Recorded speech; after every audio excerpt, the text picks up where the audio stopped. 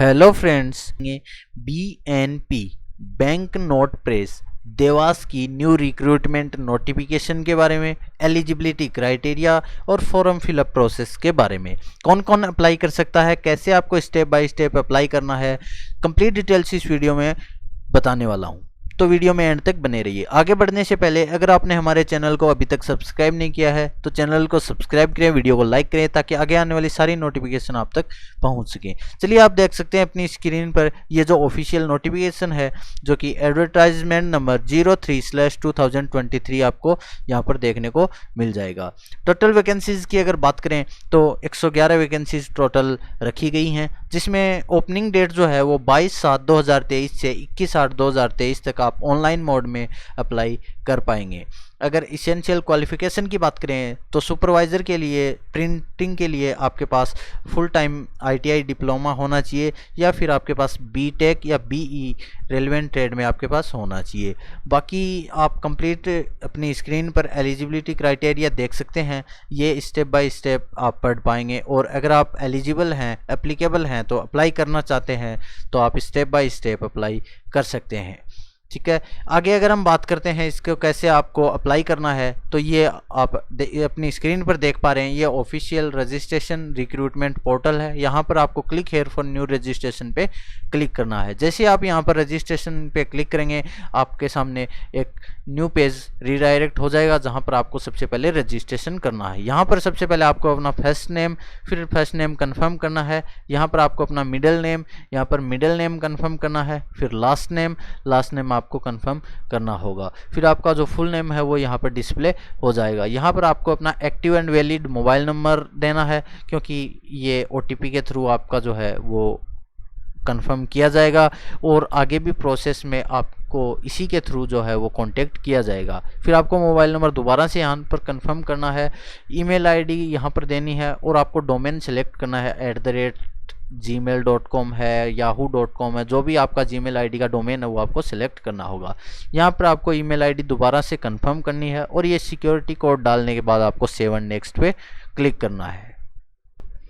जैसे आप 7 नेक्स्ट पे क्लिक करेंगे, आपको यहाँ पर आपका जो रजिस्ट्रेशन नंबर और पासवर्ड जो है वो मिल जाएगा। फिर आपको यहाँ पर फ़ोटो एंड सिग्नेचर अपलोड करना है। फ़ोटो एंड सिग्नेचर अपलोड करने के लिए यहाँ पर कुछ गाइडलाइंस दी गई है, वो आपको फॉलो करनी होंगी। वो गाइडलाइंस क्या हैं वो आपको मैं पढ़ के अभी बताता हूँ। फोटोग्राफ के लिए गाइडलाइन ये है कि आपका फ़ोटो जो है वो 20 KB से 50 KB के बीच में होना चाहिए और सिग्नेचर जो है वो आपका कैपिटल लेटर में नहीं होना चाहिए और 10 KB से 20 KB तक आपका जो सिग्नेचर है वो चलेगा। अगर लेफ्ट थंब इम्प्रेशन की बात करें तो वो आपका जो है वो 20 KB से 50 KB के बीच होना चाहिए।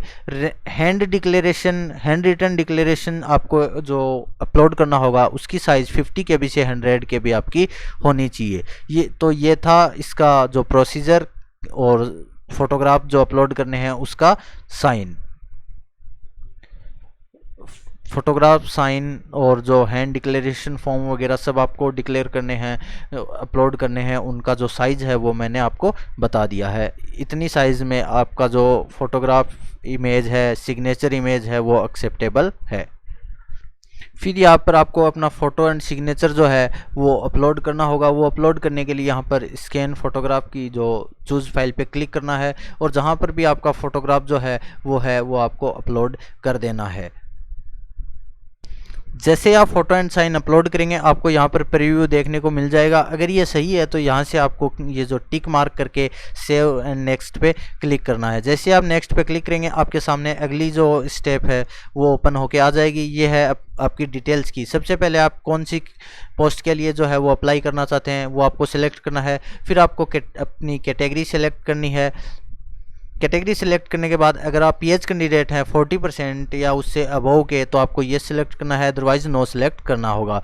उसके बाद इनमें से अगर कोई भी चीज़ आपके ऊपर अप्लीकेबल होगी तो आपको येस और नो सिलेक्ट करने का जो है वो आ जाएगा। अगर आप पीएच कैंडिडेट हैं और आपको लिखने के टाइम पे कोई प्रॉब्लम आ रही है और आपको कुछ उसके सेक्शन 2R के तहत आपको अगर कोई अदर पर्सन चाहिए तो आपको येस और नो में यहाँ पर आपको जवाब देना होगा। फिर जो भी आपके ऊपर एप्लीकेबल होगा वो यहाँ पर आप सिलेक्ट कर सकते हैं।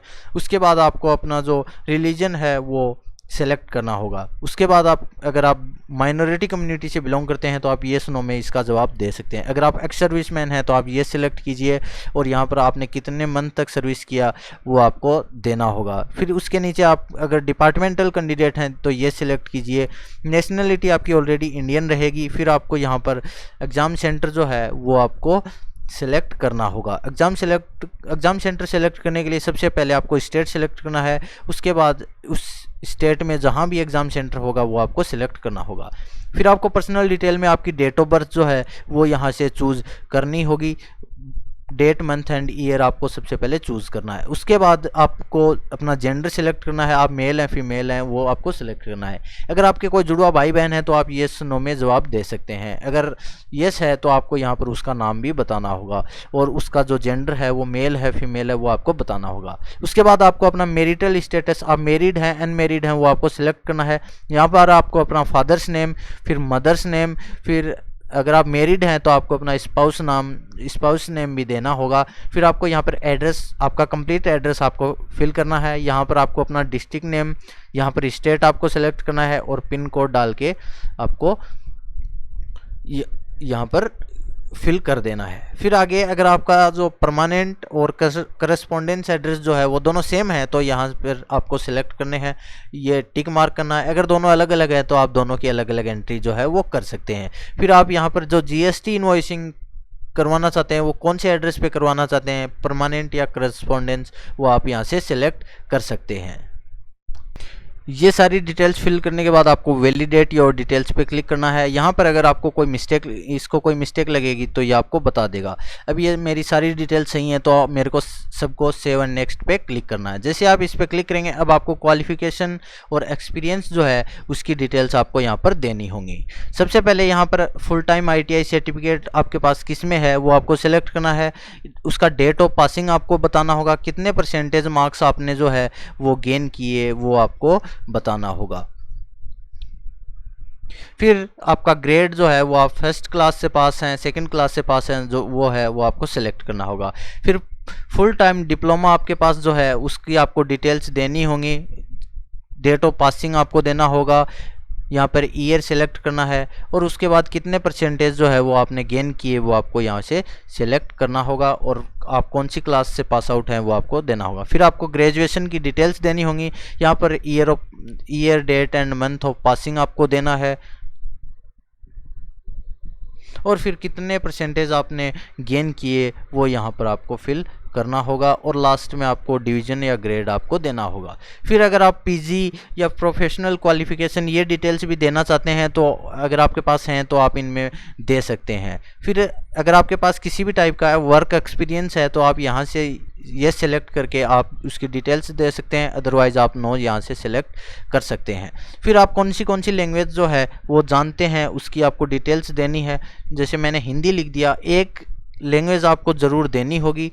आप तीन ऑप्शनल हैं लेकिन एक आपको देना मैंडेटरी है। फिर आपको वो रीड करना आती है, राइट करना आती है और अगर स्पीक भी करना आती है तो आप ये तीनों ऑप्शन सेलेक्ट करके और वैलिडेट योर डिटेल्स पे क्लिक करेंगे। जैसे ये यहाँ पर कुछ एरर है, जो भी आपकी एरर होगी वो आपको यहाँ पर ये बता देगा।